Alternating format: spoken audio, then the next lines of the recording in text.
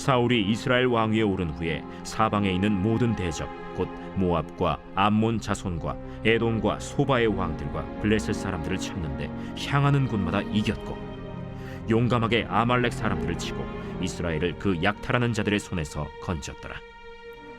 사울의 아들은 요나단과 이스위와 말기수하여 그의 두 딸의 이름은 이러하니 맏딸의 이름은 메라비요 작은 딸의 이름은 미갈이며 사울의 아내의 이름은 아히노아미니 아히마아스의 딸이요 그의 군사령관의 이름은 아브넬이니 사울의 숙부 넬의 아들이며 사울의 아버지는 기스요 아브넬의 아버지는 넬이니 아비엘의 아들이었더라.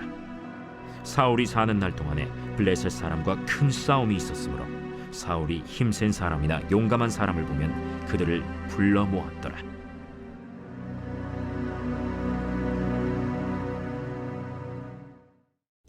안녕하세요. 오늘도 따뜻한 말씀밥을 통해 영혼의 양식을 공급받으시길 소망합니다. 이해할 수 없는 사울 왕의 금식 명령으로 공동체는 매우 혼란을 겪었고 사울 왕은 명령을 지키지 않는 자들은 죽게 될 것이라는 그 맹세로 인해서 자신의 아들 요나단까지도 죽여야 하는 상황까지 이르게 되었습니다. 하지만 백성들의 적극적인 반대로 요나단은 가까스로 사형을 면할 수 있었습니다. 이 일 이후에 사울은 블레셋 사람들 추격하기를 그치고 블레셋 역시 자기의 나라로 돌아가게 되었습니다. 그런데 갑자기 성경 기자는 사울 왕에 대한 업적과 평가를 내리고 있습니다. 이 부분은 상당히 특이한 경우입니다. 일반적으로 성경 기자가 왕에 대해 평가할 땐 그가 죽었을 때입니다. 그러나 사울 왕은 아직 죽지 않았고 그의 리더십은 견고해 보이기까지 합니다. 성경 기자가 내리는 평가와 업적을 보아도 그렇습니다.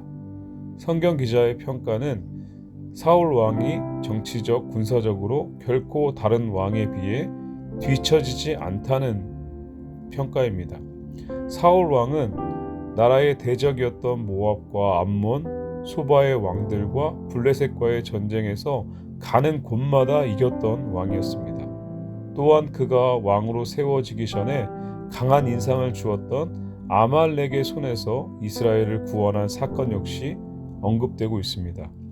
우리도 고구려의 관계통 왕을 대왕이라고 부르며 유능한 왕으로 여깁니다.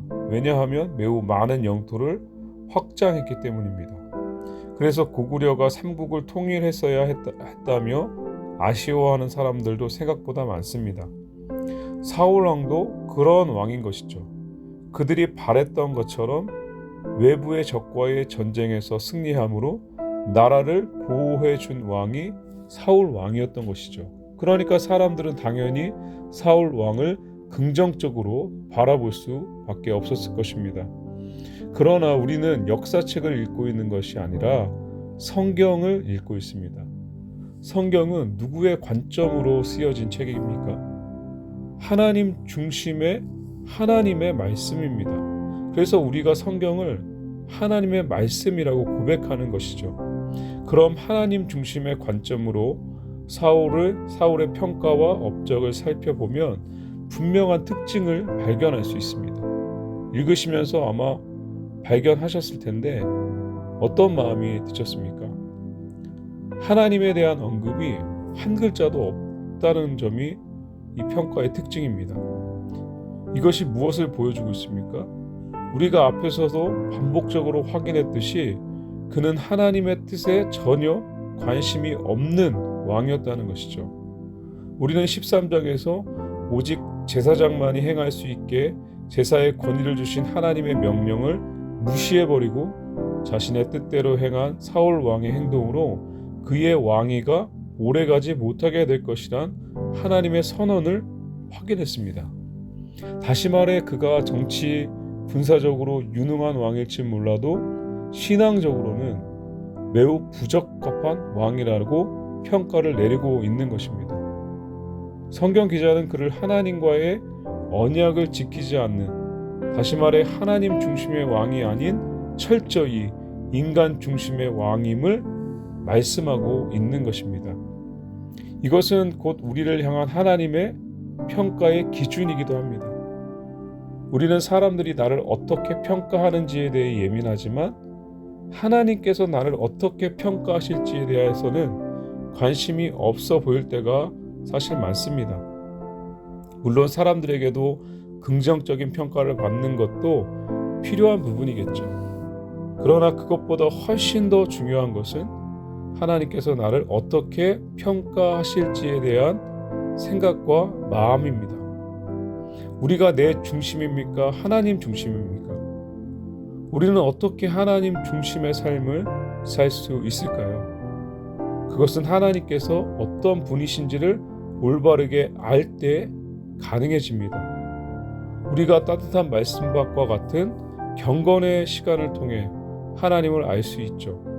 예배를 통해 또 말씀을 붙잡고 기도함으로 그분의 인도하심을 깨달을 수 있습니다. 우리가 사람과 대화하듯 하나님과 대화할 수는 없겠지만 끊임없이 삶 속에서 그분을 경험함으로 친밀해지며 알아가야 합니다. 그분께서 무엇을 기뻐하시며 무엇을 싫어하시는지를 우리는 분별하며 깨달아야 합니다. 아무리 성공적인 삶을 살았다는 사람들의 평가를 들을지라도 하나님 보시기엔 실패한 삶일 수도 있다는 경각심을 갖고 늘 하나님 중심의 삶을 추구하는 우리 모두가 되길 간절히 소망합니다.